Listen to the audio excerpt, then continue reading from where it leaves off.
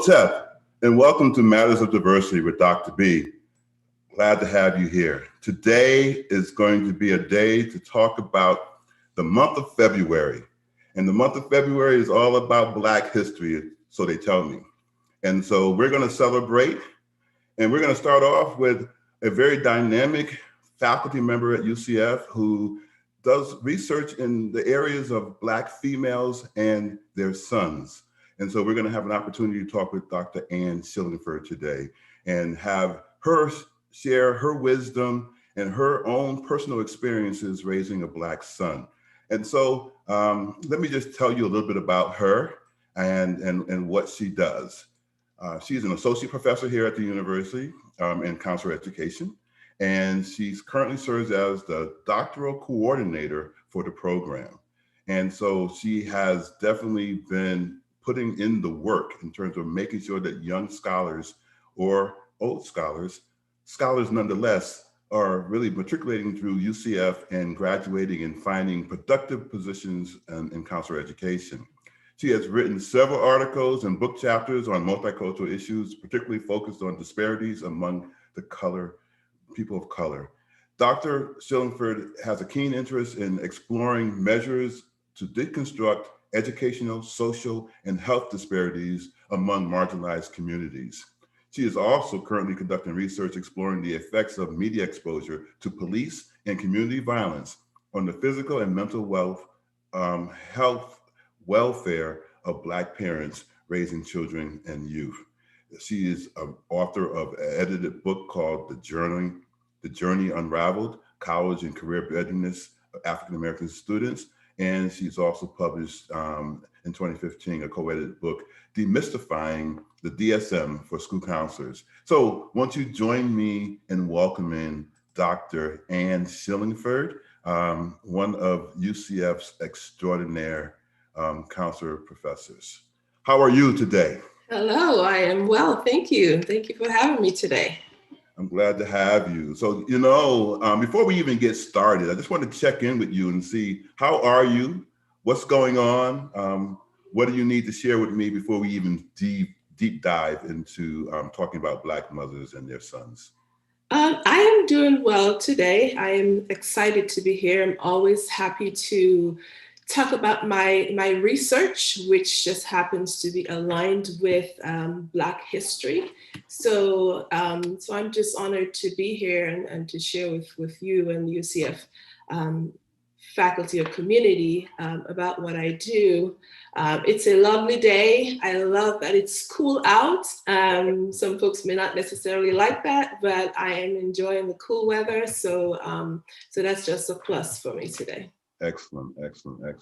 So when you think about Black history and you think about what this month might signify, what comes up for you? What does Black History Month mean to you? To me, Black History Month means recognizing the efforts of those who have gone before, those who are doing the work now, and highlighting those as examples for those who are to come after. It talks about the strengths and the resilience of Blacks, not just in America, but all over, globally. I'm talking about what Blacks have endured, what they continue to endure, and the resilience and strength that they've had to continue to persevere. It's also a time of advocacy to me, where, for example, my background was in school counseling, where we would do lessons and activities with children about Black history.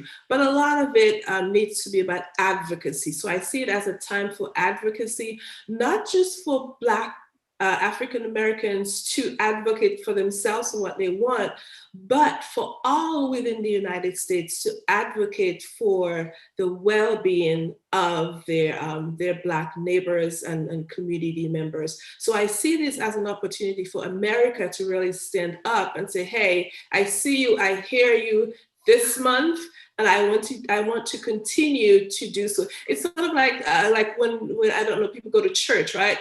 And they say, I go to church today and I'm going to take all the blessings that I can to carry me through the week. And I see Black history as giving the strength to Black, brown, white people to carry through the rest of the year, because the experiences that we've had, they don't stop. Yeah. And so that month is really a time of strengthening, a time of rejuvenation for all. Excellent, excellent, excellent. So I noticed this flag behind you. It seems to represent the country, the island of Dominica. Yes. How is Black history celebrated in Dominica? And is there a such thing as Black History Month on that island? There is no such thing as Black History Month. There is Black History Endurance. Okay. There's annual Black history on the island. We live it, we breathe it, we are who we are, 365 days a year. So it's not something that is celebrated. Did you say Black endurance? Yeah. Is that the word you used? I think so. Okay, okay. I don't know. So it's a very interesting. I know that coming from various places around the world, people have to gravitate towards what Americans do and how Americans celebrate. So we have these different icons, for lack of a better word, that we run to, like Dr. Martin Luther King.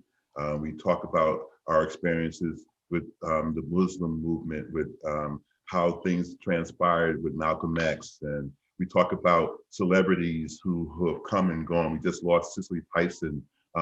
These are our mainstays. We had a Black president in terms of President Barack Obama and what he meant to the Black community. And now with Kamala Harris coming in as the vice president, what she means.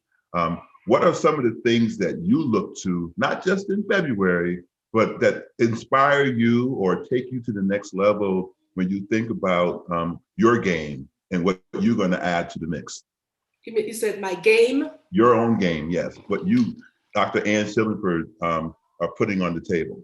Okay, so I better backtrack a little bit to what we were talking about before. I am originally from the island of Dominica in the Caribbean. I'm not the Dominican Republic, but the Commonwealth of Dominica, which is a very small island. Like I mentioned before, on the island, there's no separation of Black and so on. It's not something that's highlighted because we all pretty much look alike. There's a small subsection, which is the Carib Indians, but the issue of recognizing Black and American, African American, so on, that was new to me in coming into the United States. Okay. So my journey has been really to sort of catch up to the experiences of those of my African American colleagues. Mm-hmm. Understanding what they talk about. What is the relevance between Dr. Martin Luther King? What is the relevance between the Rosa Parks stories and so on? So for me, it's been a matter of catching up and listening to what others have been sharing, so that my narrative becomes not just mine from my experience, but also learned from my colleagues, learned from my friends and families who are within the United States, so that again, I can advocate for them. So my focus has really been to listen and learn and understand the context of Black History Month, the context of being Black in America, and what really that means for me, who's now in the United States, but also for my children, okay, who are also citizens of the United States. Okay, so then it wasn't about you coming to find a Black man to oh no. Just thought I'd throw that out there. So when you think about what you have been able to accomplish in your own career, especially when it deals with Black and brown communities, coming from that experience, right? Coming from an island where it wasn't necessarily the mainstay of what it is, but then you come here, you hit the ground running. When you get to the United States, you see some of the disparities that are going on. And now you have a research background that is just, bar none, one of the top in the field in terms of working with Black youth and Black mothers when it comes to working with children.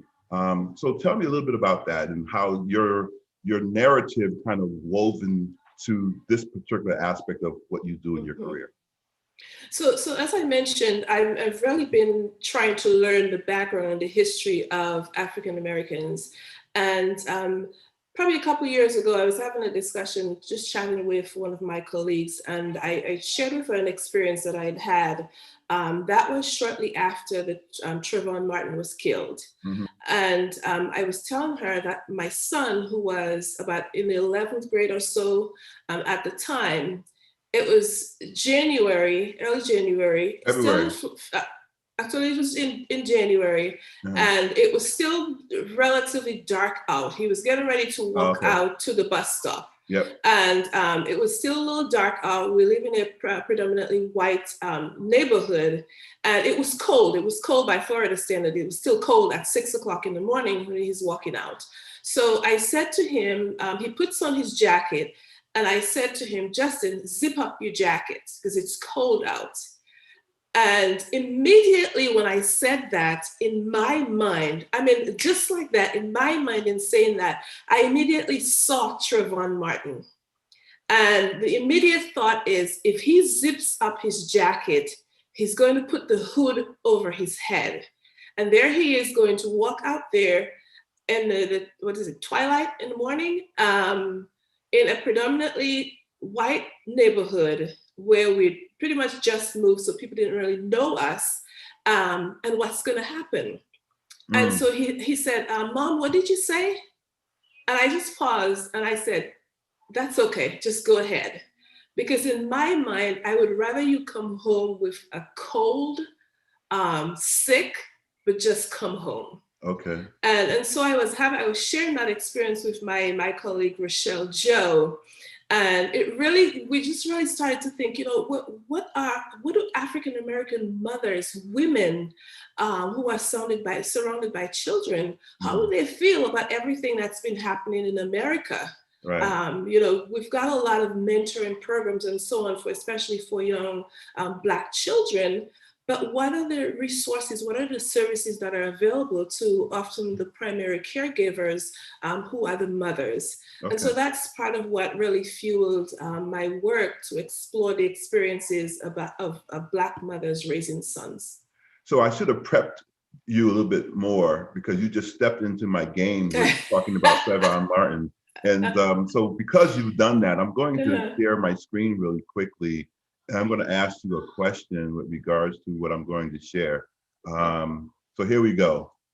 You had the opportunity to meet Sabrina Fulton, who is Trayvon's mom. And I want to know from your perspective, what was that meeting like for you? And what is your takeaway having had that experience of a Black mom? And I ask that because your son is somewhat close in age. Trayvon would be turning on the 5th, 26 years old. Okay. Your son is 21. And you just talked about this experience you had with him sending him off to school. What comes up for you, and what was the experience like meeting this mom, knowing that you too raised a Black son? First of all, I was just really impressed with her strength, the strength that it took for her to tell her story. And having followed her, I know that was not the first time she told that story. So to continually have to retell the story of, the call that she received and so on, and then finding out about her son, I was impressed by the strength and the dignity that she held in holding up herself, in not putting anyone down, but still in her own way, advocating for systemic change in the way we support, the way we recognize young Black men. So as a mother of a young Black man, I was just taken back. I just had to sit there and absorb everything that she was saying. Afterwards, I went up to her and really shook her hand, and she gave me a hug. And we just chatted for a little bit because I could see from her experience that could have been my son. That could potentially have been my son or my cousin, somebody else that I know. And so it was great to see that she was not hushed in telling her story, but she was empowered through her Okay. own experience. And she's been able to support other Black mothers or other mothers who are raising Black sons to also be strong, to also speak up about injustices within communities, within systems, within the police system and so on. So that really, that was also another part of me really wanting to do this work because of the words that she shared and the experiences and the grace with which she did it. Okay. And so I'll take that screen back right now, but I'll ask you, so what has it inspired? And tell me a little bit about this work that you're doing with your mothers. So the first step is qualitative research that Dr. Rachel Joe and I have done, looking at the physical and mental health of Black mothers who are raising sons. And what we wanted to find out is, one, how has it impacted you physically? How has it impacted you emotionally? What has your support system been like? And what has your help-seeking behaviors been like? Okay. And so part of what I wanted to find out as well, we know that medically, Black and Brown, we had a higher risk of certain types of illnesses. And so I wanted to find out, or we wanted to find out, based on all that's been happening, the police shootings, community violence, and so on, how were mothers experiencing those? And what we found, and I have my notes here because I didn't want to miss anything. Okay. Some of what they expressed was their parenting styles or parenting behaviors had changed or had been changing because of raising a young Black boy and what has been happening in society. They felt that they were insulated, they were hyper-vigilant to protect their sons. They consistently had to have the talk with their children. And these were mothers who are raising, they had children as young as 4 years old, and as old, for the study we did, as old as 25. And I recall one mother sharing that she told her 4-year-old, let's go out to the park to play. And so she went to get her shoe. She asked him to get his shoe. When she came back, he still didn't have his shoes on. And she said, but I thought we were going. What are you doing? And he said, Mommy, I don't want to go to the park because I don't want the police to shoot me. And so we talked about what that meant for her. Mm-hmm. And for a lot of the mothers, they felt that some of them, interestingly enough, who talked about being against the school to prison pipeline, where young African-American boys were they had a higher chance of being suspended, being qualified or put into special education services and so on, or going into the prison pipeline. They were against that. But then when they looked at their reality within the home, they saw they were doing just that. They were imprisoning their children, their young boys, in order to protect them. Wow. Because they wanted to keep them home. The safety was within the home. So that hypervigilance was just consistently. Well, how is that tied to the story you told about working with Justin to send him off to school that day? Is that part of that hypervigilance that maybe you were displaying at the time? Most definitely, and not at the time. I mean, just now, he's 21, and when he goes off to work in the afternoon, I expect to see him, I expect to hear the garage door open at 10 p.m. And if 10:05 comes and I don't hear it, I'm sitting up. I've stopped what I'm doing, I'm listening. If 10:15 comes and I don't hear the garage door open, I'm on the phone, I'm calling. Where are you? And so if that hypervigilance is still there, not just in my experience, but with the mothers that we interviewed, it continues with their sons who are grown adults, with their own families. The concern is still there for the safety of their children. So I can imagine that that's very tiring. Mm-hmm. And so can you talk a little bit about that from your experiences? And we'll go back into your research, but mm-hmm. Can you just kind of talk about what that's like? What are the feelings that come up for you? Because you are engaging with our audience right now. Mm-hmm. And so I'd like to hear from your perspective what that's like. What it's like for you individual, Black mom, mm-hmm. with the world around you, the weight of the world around you, because of things like Black men being pulled over by a police officer. It can be very overwhelming. It can be very disheartening, heartbreaking. It takes up a lot of energy and time that I could be doing something else, Mm. being concerned about my son.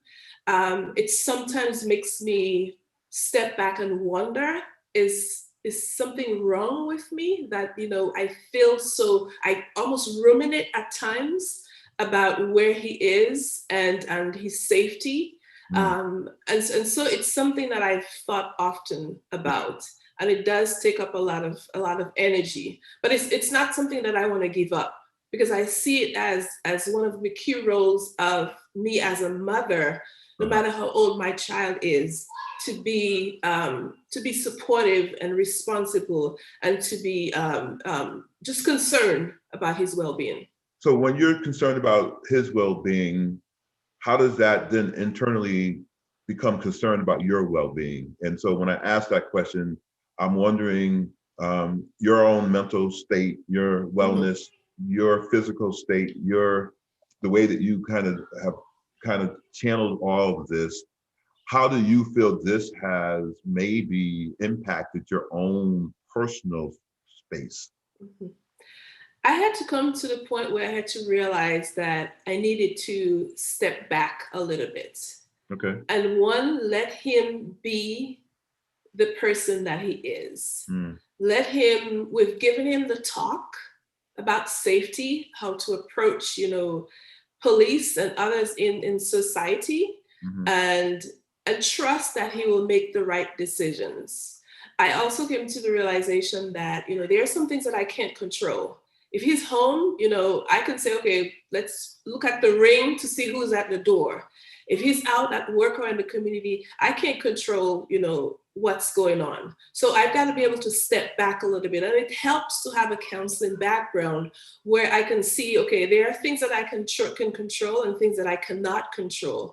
And those that I can't, I need to do something about it, because it's beginning to manifest itself physically, shoulders getting tense, headaches, and those types of things. And I need to take care of myself, because Right. in order to continue to be vigilant for my child, I Mm. need to be present and I need to be well. Yeah. So I've taken up things like Pilates and exercise, different types of exercises, relaxation, and so on, just to try to help my own mental state to stay in a sense of well-being. Yeah, that's cool. Just going to put a little disclaimer out there is that we're not endorsing any products. Okay, so just want people to know that we're not endorsing any products. So what does the term "mama bear" mean to you? Mama Bear, let me see, how could I put it in a way that would be okay for for this platform here. Um, it's it's being that protective individual that will tear you down, or that will find the inner strength to tear someone down verbally or physically, even if you know you don't have the physical strength to do it, but you will muster as much strength as you can in order to protect your child. So it's a physical and it's a mental state of protection, of needing to protect. Okay, excellent, excellent, excellent. And where do you think that comes from in you?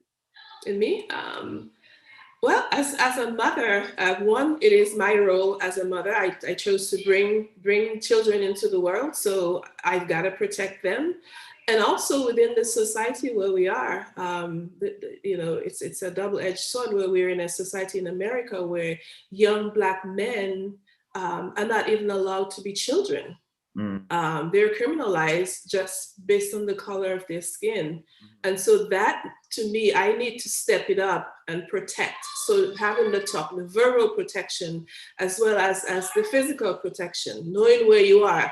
I mean, I'm sitting there and while I'm thinking, okay, if something happens, I'm getting in the car and I'm hitting the road. I don't know what I'm gonna do when I get there, but I'm hitting the road. Because If you've my done son mapped out your calls, plan already. You've yes. done mapped it While out. I'm driving, I'll make a plan. But Oh, yes, okay. yes, yes. So you have to have some role models, or at least models, in your life. There's no book that we get as parents that talks about how you raise your children. So we get that from maybe history lessons that we've had of watching people in our own life raise children. So when you think about how much tenacity you have with raising your children, or how compassionate you are, or loving, and things along those lines, where did you learn your lessons about parenting? So first of all, I just want to say that there are lots of books on parenting styles, but you've got to pick and choose, and you've got to also recognize that everybody's story is not yours. So Okay. what might be in a book may not necessarily be applicable to you and your cultural background or context. For me, I am from a strong, close-knit family where we all look out for each other. If something happens to one, there's going to be at least 50 texts and phone calls coming around to find out what happened. How can we help? There's a prayer line that's going from here to Africa immediately in support of individuals. So I've gotten that from my family, from my mother, from my grandmother. My grandmother is 99. My maternal grandmother is 99. She'll be 100 in May. My paternal grandmother, she just turned 93 years old. So these are individuals who have nurtured me to stand up for myself. I've seen them raise their kids. I've seen them stand up for their children and for the welfare of their children. And so they've been examples to me, as well as my aunts and uncles, just the same examples of individuals who are just resilient and strong and family-minded. That tells you that, you've got to look out for your own, and you've got to support your own. Excellent, excellent. So let me just tell you that we're streaming live on YouTube, and we have a question. And if we have any other questions coming in, feel free to leave them in the YouTube question and answer space, and we'll get to them. But Sandra McCall, I believe it's S.K. McCall, and I can only assume that it's Sandra McCall. Has a question, and what she's asking is, for Black mothers, how does this fear, worry, impact our long-term health? Have there been studies done on this? So if I don't have my PowerPoint up, but definitely there's evidence to show that, especially as internalized fear, internalized worry starts to manifest itself physiologically eventually. There's African American are at a higher risk for developing diabetes, strokes, obesity, different types of cancers, and so on. And so what I found with the research that Dr. Joe and I did, a lot of these mothers are fearful of how their anxiety might manifest itself in the long run, in terms of what they're going through affecting them physically. So it does play a significant role in the physical, in the health part of who we are as African American or Blacks in the United States. Excellent, excellent. So going back to your research and talking about that for a minute, the mothers that you spoke with all came to you with a part of themselves saying, I'm here, I'm going to be open, I'm going to kind of give you what I have in terms of the stories and the narratives that they shared. What were some of the strong takeaways that may not have been in the actual data collection, but that you can speak to from those personal narratives? Some of the takeaways, and Dr. Joe and I coined a term, empathic isolation. It's something that a lot of the mothers experienced. Okay. And that empathic isolation, oftentimes it was self-imposed. And you might have heard about the mask, wearing the mask, where you put on that mask when you go out. And I have this wonderful poem by Maya Angelou.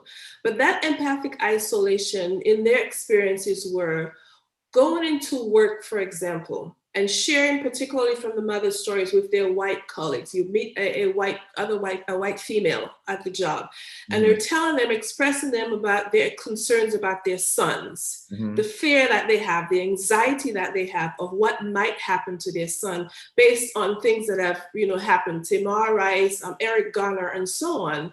Right. And the response is being, oh, don't worry about that. Your son is bright. He's not going to do anything stupid, or nothing's going to happen to your children. You're such a good mother. So the message here, the interpretation for the mothers is that, just shut up. What are you complaining about?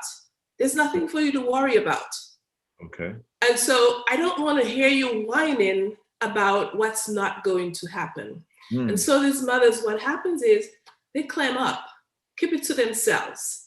The other side of that empathic isolation is at home, not wanting their children to see the anxiety and the fear that they're experiencing.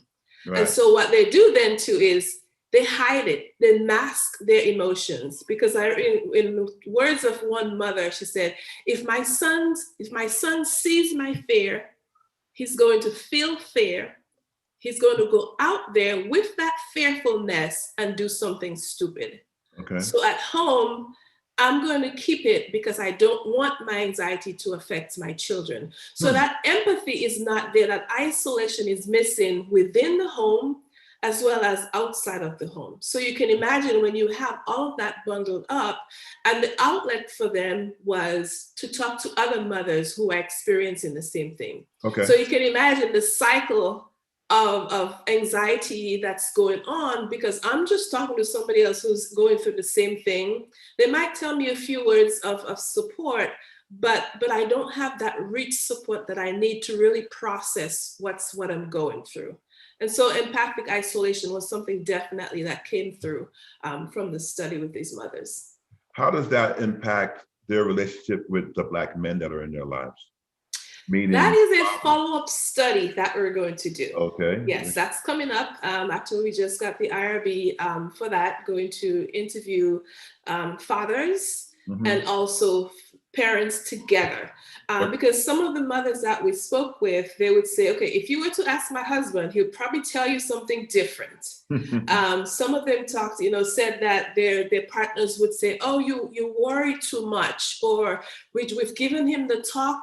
It's going to happen anyway. So stop worrying. Like, the police, they're going to stop him. Things are going to happen. He's going to be profiled. So stop worrying yourselves about it. Some of the fathers had already experienced some of that. They knew what it was like. So their approach to their sons were quite different. So that's something we're looking forward to finding out in the next phase of the study. So do you think that there is a difference in how Black fathers and Black mothers deal with their children, especially their sons? I definitely think so. Just from listening to the mothers and listening to other families that I'm familiar with. I don't think that it's the fathers are less concerned. I just think that their approach is different. They nurture differently. They nurture differently. Yes, they definitely nurture differently. Mothers, I don't know if I want to use the term mama bear like you did, but we are a lot more aggressive in our protection of our children. Is that different, you think, for mothers who are in relationships and mothers who are single in terms of raising their children, especially their male children? It's interesting that you said that. I recall one participant who said she's sick and tired of doing it all. And that was a single mother. She was sick and tired of feeling anxious about her son and not having an outlet to share that anxiety with. So my sense is that it's a little bit more psychological, a little bit more emotional for some mothers who are raising their sons on their own. Okay, excellent. So we have another question that came in. This is coming from... You didn't tell me there were going to be questions now. Well, of course there's going to be questions, and not just coming from me, but this is coming from another one of your colleagues. This is Dana Griffin. Okay. Dana's asking you, as this is the National School Counselors Week, and based on your findings from the study, what advice do you have for school counselors working with Black students and their mothers? Reach out to those mothers. Let them know that you are there. I'm trying to remember the term.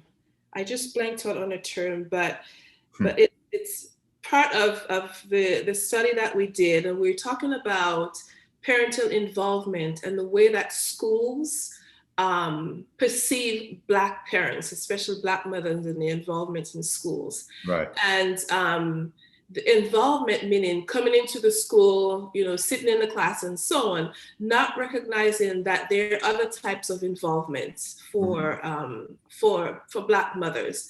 And that includes taking care of their children, giving them the talk to protect them within the home. Okay. So I would employ school counselors to get to know, engage families. Find out the context, the social and the cultural context of your children. Find out what their communities are like. Even with one of the courses that I teach here at Advanced Multiculturalism, and I've taken my students out into the communities. Let's go out into the Paramore area and see what it's like for families who are out there. See what that food desert is like. We would go into the grocery stores in there to see what children who are being raised in those communities, what does a grocery store look like? Is it the same as my grocery store? What's the quality of the food and so on? As a school counselor, you're talking to children and families about eating healthy.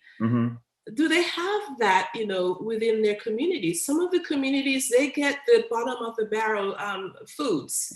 And so learning and understanding the environment where your children, your students come from is also very important. Go out into the community, meet the barbers, meet the nail salon folks who are quite intimate with a lot of the families, and find out what they're about. When there are community meetings, be a part of that. If your students are having a community soccer match or something, I know we're in a pandemic, but show up every now and then, show your face, and let the families see that you want to be engaged, you want to be involved with them. And I do want to specifically say, be equal, maintain equitable practice with your families. Don't assume because your child is from this family or their family is of that ethnicity that they don't have the time or they won't have the resources to participate in a certain activity. Be equitable. Think across the board that there's an activity, and I say that because another study that I did to answer Dana's question is looking at parental involvement with STEM professions and school counselor role. And what we found is a lot of the parents said, I don't even know what you're talking about. I have not heard anything from my school counselor about STEM professions. And what I found was there was a perception that these families are not going to be interested in that. So there are certain groups within the school who got the information and certain groups who were excluded from that. So be equal and get to know your families. Very nice, very nice. So I appreciate you answering that question, but I got yet another one. And this is coming from my mentor and your new mentor too. I'm gonna let it be that way. This is Dr. Sheila Clark-Ecom, and she's asking you, will you interview the National Black Men Mentor Associations? That would be a great opportunity. I would love to do something like that. If I have the edge, if I have someone who can introduce me to that group, I would certainly love to do that. Excellent. And find out their perceptions. Yeah. So I've been looking on your Facebook page just now. I'm going to share my screen one more time. I want to ask you a question really quickly. What did I sign up for here? Say it again? I said, what did I sign up for here? What did you sign up for here? Before let me take down your questions here. All right, so here, people don't pay attention to what may be in the feed, but just pay attention to the picture here. So Ann, I'm going to show you this picture, and this is of you and Justin. What are moments like this? What does this mean to you as a Black mom to share time with your child? I felt a lump in my throat just looking at that picture. That's what I was going for.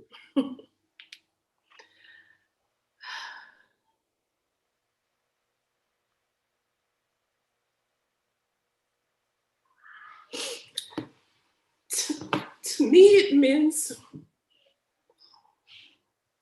giving him opportunities that society may not. It means exposing him to opportunities that society may not.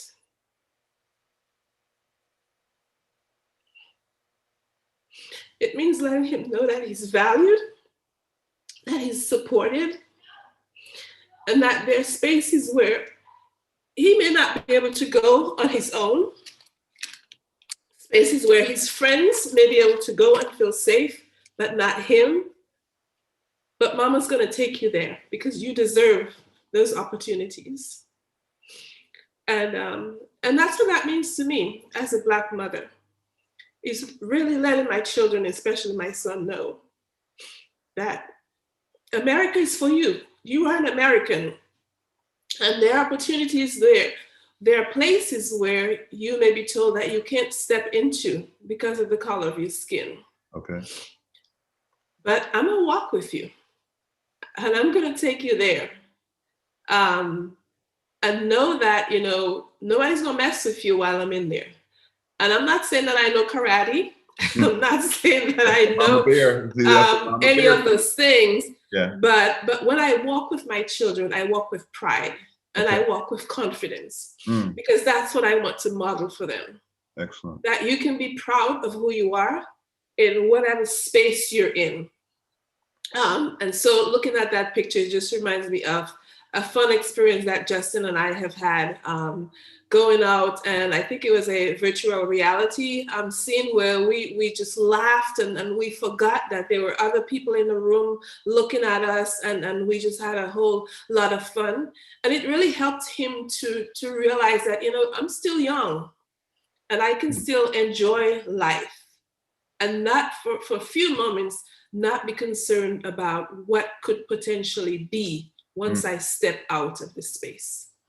That's what that means to me. Well, thank you for sharing that. I did not mean to take you to that. I think you did, but anyways. I did not, but I think that there's a sense of realism that comes with that, though, right? And I guess the best part that I can tell you is that at least you didn't do the ugly cry. And so, that might help you right now. And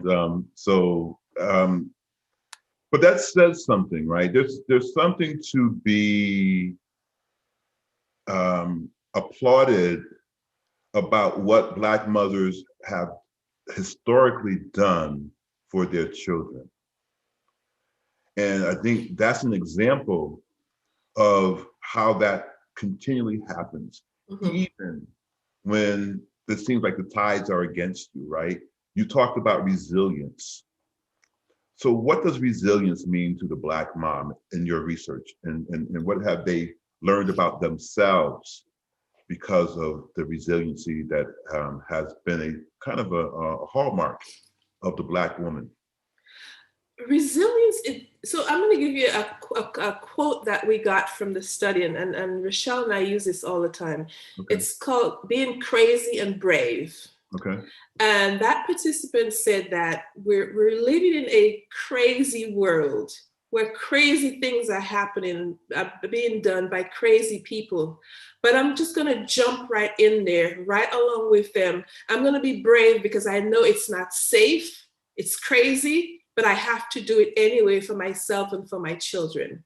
To me, that's being resilient, knowing that that there are lots of things that we've endured, that we're still enduring in society, but we've got to keep moving forward. We can't stop for ourselves or for our children, for our families.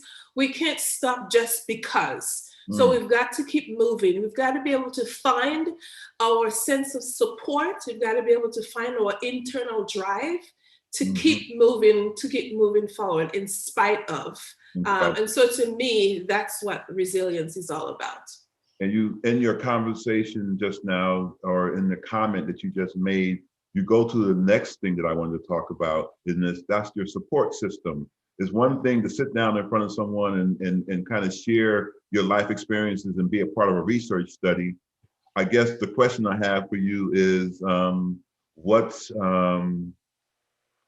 what is a support system look, or what does it look like? And I noticed that you probably got a text message from somebody who's going to say something to you about what we just went through just now in this podcast, but tell them to mind their business. So, so yeah, what does resiliency mean in terms of that? But how do they do that in terms of support? Are there support mechanisms out there for Black moms? My support is knowing who can stand in place for me. For example, just now, I got a text from Sandra McCall who asked that question, and it was just smiley faces, hugging spaces. She's my support. Knowing that, hey, maybe she needs at this point a hug or something like that. Somebody who's going to stand in place for me. Somebody who is going to listen to me without judgment. Okay. Without feedback, without advice at times, just to hear what I have to say, what I'm going through.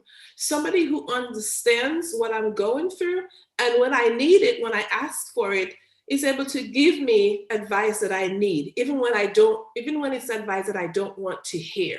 Right. But tell me what I need to know in order to move forward. That's the type of support that I need, and I have. I have a lot of folks that I can just send a text to and say, hey, this is what's going on. And immediately I get a response, or I get a phone call. And I also try my best to be that source of support for others too, because it's supposed to be a village, it's supposed to be a cycle. So it's not just me receiving support, but also giving support to others as well. So family, friends, and so on, just being there for each other. Being there for each other. Excellent, excellent. Are there support groups that are out there that you can recommend for moms? Honestly, none that I know of within the community. Had Rochelle been here, she'd probably be able to answer that question. But it certainly is something that I can look more into to give to the audience for the future. Okay, so when you think about your own system of support, whether it be family members, your mom, your sisters, your aunts, your cousins, your coworkers, and things along those lines, what do you think, if you don't have the words to ask, you hope they have the discernment to do? You know, I don't know if that makes any sense. No, ask that again. How can they reach out and be a part? You said in your answer before, you said something to the effect of, if I ask, they'll be able to give me advice. You just talked about getting a text with somebody who's just being a knowing participant and making sure that you're okay. What are some other things that could help that you maybe not have expectations from, but just feels good from your support system, even when you're not asking for it, so to speak? I think I appreciate, every now and then getting a text from somebody, hey, how are you doing? What's going on? We've had a few Zoom sessions with just Black women, Black mothers, just checking in with each other. I actually have a webinar coming up next month, actually this month on the 19th, for a support group of Black mothers from one of the American Counseling Association, or AMCD's groups, doing a support group for Black mothers. Okay. But what I'm looking for is just people to check in, not necessarily wait until you know that something's going on, or I reach out to you, but just to be available. And I'm not sure if that's the response you're looking for. But to me, that's okay. That's all I need, is just somebody to check in every now and then. And even earlier when I was talking about Justin, I am fine. I am just fine. As for Black mothers, I have to say that it's okay to be emotional when it calls for it. I am crying. I don't know how many people are looking at this, but I've had an emotional moment because I am passionate about my children. I see nothing wrong with being emotional.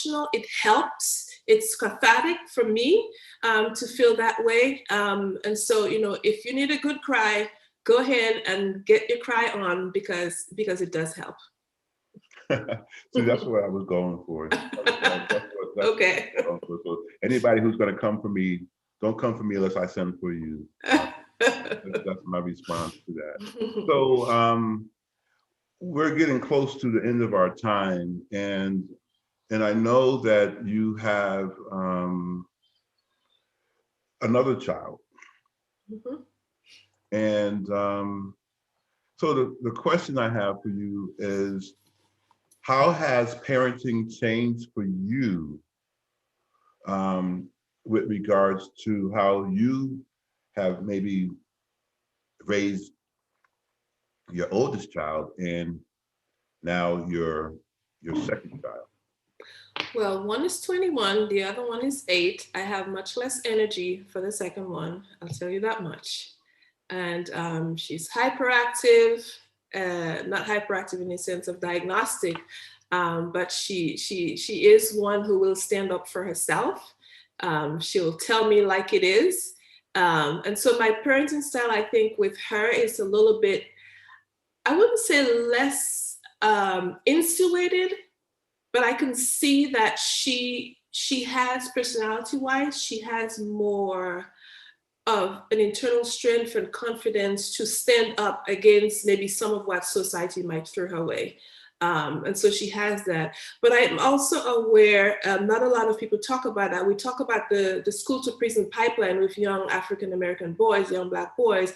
We don't talk a lot about the female sexual assault to prison pipeline with young Black girls. Okay. And that is something that's very prevalent in the United States. We've heard about young girls going missing and so on, but there is a high prevalence of sexual abuse of young girls within Black communities, within Black families. And so that is something that I'm hyper vigilant about, where she goes, who she goes with, because I want to be able to protect her from those types of situations. So having raised a boy, a male, and now a female, it's a little bit different based on just issues that society has presented to us. Excellent, excellent. And so I have one more question that I'm going to take from our YouTube audience, and this is coming from a good friend of mine, Fahad Fahidi, who was one of my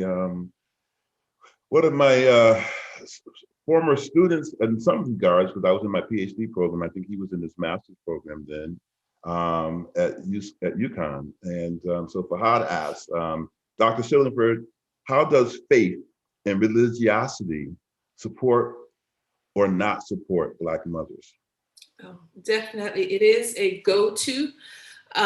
Just about every research that I have read and research that I have done myself on wellness, the wellness and well-being of Black and African Americans, spirituality has been a significant theme in there, if not the strongest theme. It's a sense of, it brings a sense of connection. It brings a sense of belonging to Black Americans and to African Americans, that there's this space. My faith holds me. Without my faith, I don't know what I would do. With my faith, I can endure all. And if you ask, certain African American or Black individuals and mothers, they'll start quoting scripture for you, because that is part of who we are. That is part of how we're raised often, is to lean on faith, lean on your spirituality, lean on not just that, but also those within your faith community for support. So that is definitely a stronghold or strong sense of well-being for Black families, definitely. Yeah. And leaning on Black men. Yes. Okay. I had to throw them in there as well. I had to throw them in there. All right. So thank you, Dr. Shillingford, for sharing and not just sharing, but providing a sense of realism, a sense of authentic, I guess, hope and desire for the future, for your child, for other children, it doesn't fall on deaf ears that people want the best for their children. And I think you showcased that very well today in terms of your compassion, your passion, your desire, your research, your ability to kind of reach out and touch. You taught some people today, and you weren't even in the classroom. And so I appreciate you for coming and being a part of this first podcast for the month of February. And I think that it was a winner in terms of how really it all comes to being, right? When you think about it, Black History Month is about family. It's about Black mothers and their children, and Black fathers and their children. But it all starts there, right? And so I appreciate you so much for being willing to be a part of this podcast today. And I just want to see if you have any other things that you want to share, any last minute words of wisdom.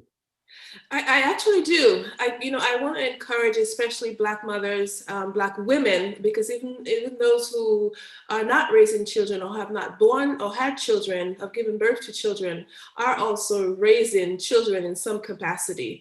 And so I want to encourage all of us to seek support. Sometimes we wait, even with the medical doctor, when the physical starts to occur. We start feeling pain to go find that medical help. Our mental health is just as important. And so I employ all of us to seek support. If you go to one therapist and you don't like that person, they're not meeting your needs, there are others. Find others. You can certainly reach out to me. I just had somebody yesterday reach out to me looking for some resources for therapy for one of their kids. So certainly, but we want to embrace, just like we have, physical doctors, like I said, we also need mental health to be okay as well. And so we need to be able to remember to pursue that. What a great message. And I think that's really important, right? Don't give up. That's not in our nature in the first place, right? Mm-hmm. We're resilient people. So don't give up. If that first person doesn't meet your needs, go find someone else. And so I think that's a great message to end with in terms of how we get through the month, how we get through the year. You started off saying that, what you do in Dominica is about every day. It's not really kind of boiled down to 1 month. And I think that's kind of the initiative that we all need to take in terms of how we kind of operate. And I'm glad that you were part of this conversation today, because I think it will go far. That's about, like, if I may add something. Sure. It's just, don't carry that load. Don't carry that basket on your own. Don't carry it all the way. When you get tired, put that basket down and sit on it. It's okay. You don't have to be the superwoman. When that load gets heavy, put that basket down and sit on it. Yes, sit on it. Yes. Take that visual cue. You just got it just now. The cue is, if you see somebody sitting on a basket, go talk to them. They tired and they need some support. Yes. And it's okay. That's all right. All right. Thank you so much. I appreciate it. On Friday, we're going to continue on with our Black History Month kind of dialogue, and we're going to have Rodney Graham. He is a student at the University of Central Florida. He is in SGA, which is the student government, and he's the Student Affairs Director. As a Black male, I wanted to bring him on to talk about his drive, his energy, and the things that he's doing and how he sees Black History Month. And so please join me on Friday when we do that and have that conversation. Again, Dr. Shillingford, thank you. I applaud you for all you have done and shared today. And go ahead and go get your ugly cry on, or whatever you're going to do. I'm done with crying.